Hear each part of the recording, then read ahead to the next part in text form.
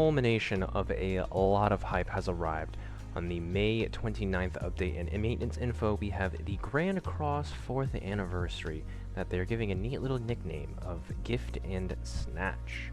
So, starting us off is going to be a brand new unit. We have Transcendant Bond. He is going to be a light attribute unit. And for his skills, we have a single target pierce attack that applies a mark of concentration, which is minus 100% crit chance to the marked target. Let's see, his second skill is Snipe. Ooh, another new keyword. For every debuff on the target, increase damage dealt by 25% up to 7 times, and double the crit damage. So we have a debuff-focused Bond so far.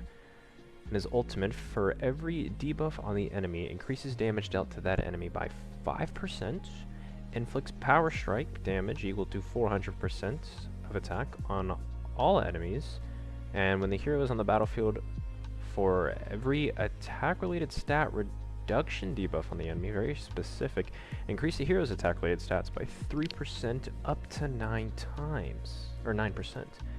And we have quite the multiplier here. At 4/6 and 5/6, effect becomes buffs and debuffs. And then at 6/6, it includes stances. So for every X on the enemy, you deal more damage. Attack related is very specific. I wonder how that is going to work with this passive here. Grant the hero Domain of Extortion, which is minus 20% damage taken by the 7 deadly sins. When these allies damage an enemy, decrease the attack-related stats of all enemies by 2%. So he wants to be on a 7 deadly sins team.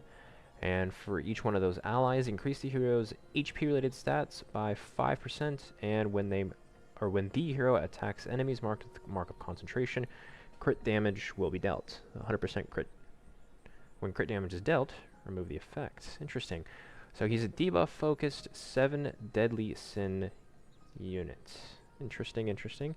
Probably means he's not going to have any use in PvE, since debuffs most of the time don't work, and strictly a PvP unit, it seems, but with a very, very superior banner, which I don't think they show here, but I don't think I have it up right now, but it's basically every festival you could ever want, so definitely worth summoning for.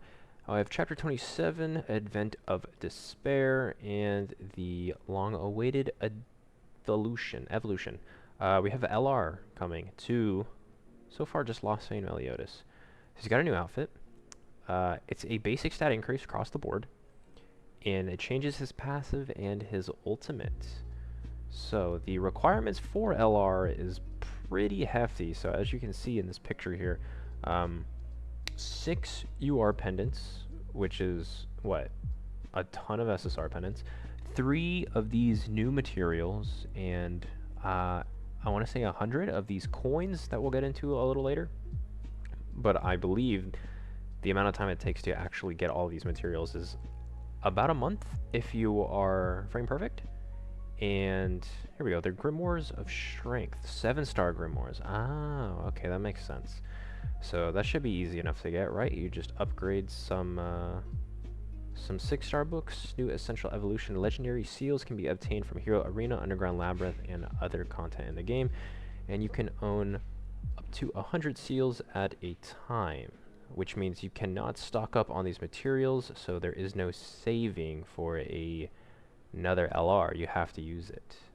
I guess you could technically save it, but you can't stack past 100. It's just very interesting there. An item used for evolutionary illusion, you cannot own 100. Yep. So just went over that. And then the new game mode, Hero Arena, which is what looks to be like literally single-player Guild Wars. There's brackets that you pick from, and the difference is the defending team's CC, and you will see the teams that they use. They're very, very Guild Wars-esque, especially this bottom unknown team. Almost a Catastrophe team, Ragnarok team, and then not sure what this top team's supposed to be, but it is very difficult. I imagine the rules are similar to Guild Wars. Let's see. It's like 1 of 5 leagues to battle against 3 enemies. What do you mean 3 enemies? Does that mean 3 instances of I guess that means 3 bases. Defeat all of the 5 enemy defending teams to win the battle. Winning against an enemy defending team, move on to the next battle. Okay, so with the same team that you just won with the previous battle, which means HP is the same as you were when you lost, or when you won, sorry. Losing, you may form a new attack team to continue the challenge. Acquire hero arena coins for defeating them. Exchange hero coins in the arena shop for LR material. And it's open for a month. Rewards and challenges reset every week. So this is a weekly thing. Open for a month. Okay, select your league with a difficulty that's right for you. So obviously, you're going to want to do Challenger if you want to get the LR as fast as possible. But I've seen people complaining about how difficult this piece of content is, and I mean, it's, you know, similar to the Demonic Beast, just do it at your own pace. Nobody says that you have to do Challenger and keep up with all the crazy-ass whales. Literally just stick with Gold or Plat if you can't do the top ones. You get LR melee a little later, but I mean, you know, who cares? Just do your best and don't, you know, don't lose your mind over not being able to do the upper tiers. So every season, different heroes will receive buffs during the season. Interesting. So I guess that is how they're going to be working around buying buffs that you normally would for your base. They're going to be buffing units. Skill and unique ability effects will be applied the same as PvP. Yep. And okay. Very cool. Box rewards. Coin exchange. So you get these drops, exchange it for the LR material, all 100 of them, and then some extra good stuff. This is all good stuff right here. And moving on, we have costumes returning. New costumes for Transcendent Bond. Returning themed costumes. What was this? The fantasy and summer? Oh yeah, it says it right there. So we have Bond. Oh, this is the Transcendent Bond skins. So this is basically Sacred Treasure Bond, right? That's what I'm imagining here. 3 outfits, cool for him. I'm imagining he's probably going to get a free outfit in part 2. LR Lostvayne Melee, fantasy and summer outfit we just talked about. There is a new artifact set out. Increases human allies' maximum HP by X%, or N%, and decreases single target attack damage by X%. So that's pretty good for the old Bond team as well. What is this? Confirmed Twigo and Grand Cross 4th Annie Step mission event. Oh, these 2 rewards. These 2 cards are in part 2. Okay. New relics. Lostvayne's getting a relic on top of being LR, and Queen Diane. So for Lostvayne, increase the hero's damage dealt by 10% for every orb in the hero's ultimate move gauge, which I'm pretty sure, what is it, rank 2 single target gets him an extra orb. It's been a while since anyone's used him, so I can't remember his skills. And so that's pretty big for him. Did they didn't say what his new passive and ultimate ability is, did they? They can be found in game. Interesting. So I can't really go over it right now. And then Queen Diane increases allies' damage dealt by 30% for 2 turns when the hero assumes a stance. Okay, that's cool. That's on the vibe for her. Fez Coin Exchange is back. Literally, the 7 deadly sins are coin shop exchangeable. None of the Holy War versions of anything are here for that. We are switching to Kelak. He will be the next season boss. New bundles. The patch notes are like out of order. Tickets, yes, obviously, that's what we want. Tickets are available for purchase. We have all kinds of bundles, including anvils, hammers, pendants, lucky bag, perfect gear, and a starter bundle. This is probably $80 again, so I don't think this is, you know, that worth. Grand Cross power-up draw. Ooh. Power-up tickets, right? So this is what? Higher SSR rates on a separate banner, and probably not worth, but they exist.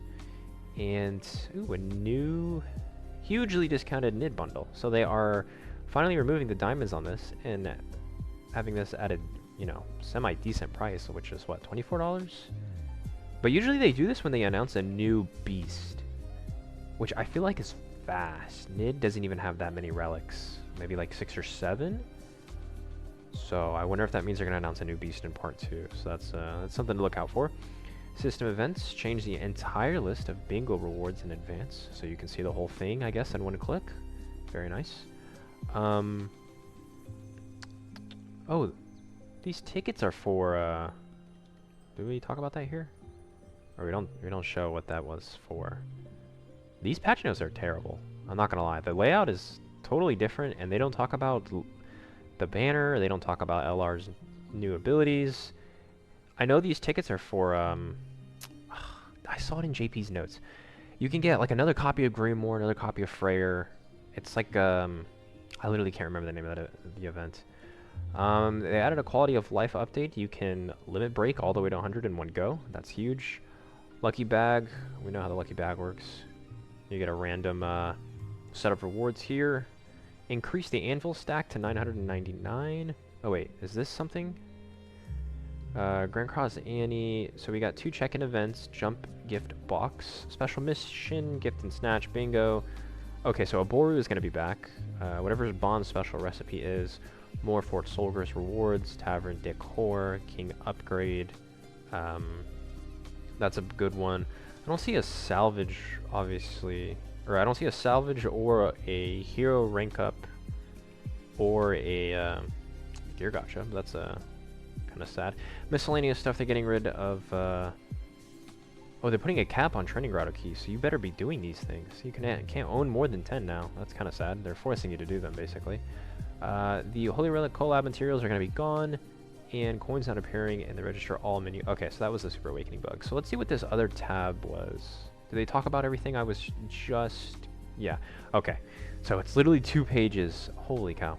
Alright, so what do we have here? Upcoming completing special missions. So those are the tickets. This looks like a 90 pendant, including base awakening. Jump snatch, or jump gift box. You get some pretty crucial units. And then part 2, what the heck? This looks like... I see a tail, some kind of furry event. Alright, great. So we get a login reward of 300 gems across the month, 28 days. Including these tickets, which I hope are a little further down. I think that's what the jump box is called, right? Yeah. So you just pull, you get like random rewards, and then the grand reward for each step is basically a unit. And then they have, I think these are maxed R, SR, and SSR gears again. So they did that before, so that's huge for people pushing box UC. This is what, 4th copy of the Blue Greymoor, Green Lilia, Red Hawk, and Freyr. And Gift and Snatch. I don't think they talk about exactly.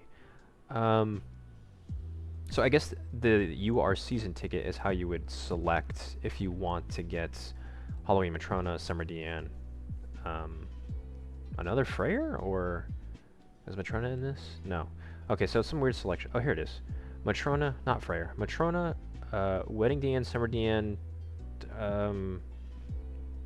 Fort Solgris, Donna Liz, and I guess it's Christmas Liz, really. And then I think it's a Halloween Elaine. So that's cool. That's how the rewards are given out and what stages. They are only at 90 for some reason, these little tokens, and they're fully base awakened, they're not fully super awakened. Here are the missions to get that coin. All of these are base summons, so you get 1 free multi, I think. Plus the 300 gems are already giving you. And the power-up tickets are definitely going to have to be bought with IRL monies. Gift Snatch includes a Boru. Yeah, we just talked about that. Galen's Nephew. That's going to be really easy. What is this? Tier level unlock requirements. For what? What are you talking about? Earn points as time passes. Oh. I get the effects you need. Okay, so that's like the Escanor statue thing, right? You get a bunch of points over time. You spend the points to get buffs across like the whole game, I believe.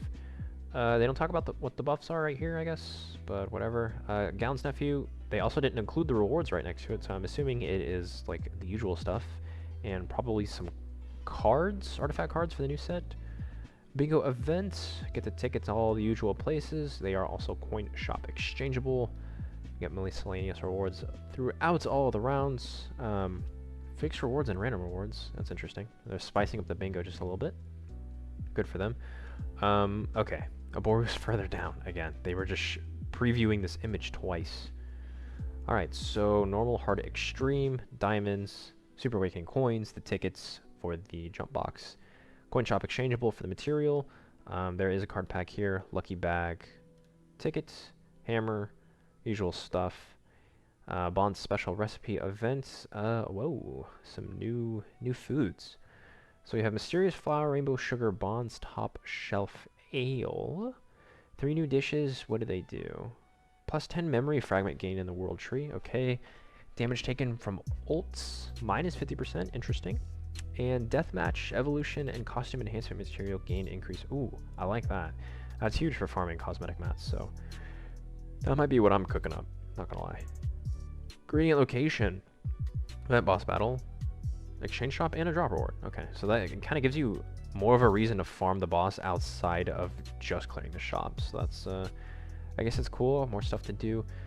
Fort Soldiers rewards. This is the same as it's always been. Get some costume mats, and then you get clear rewards.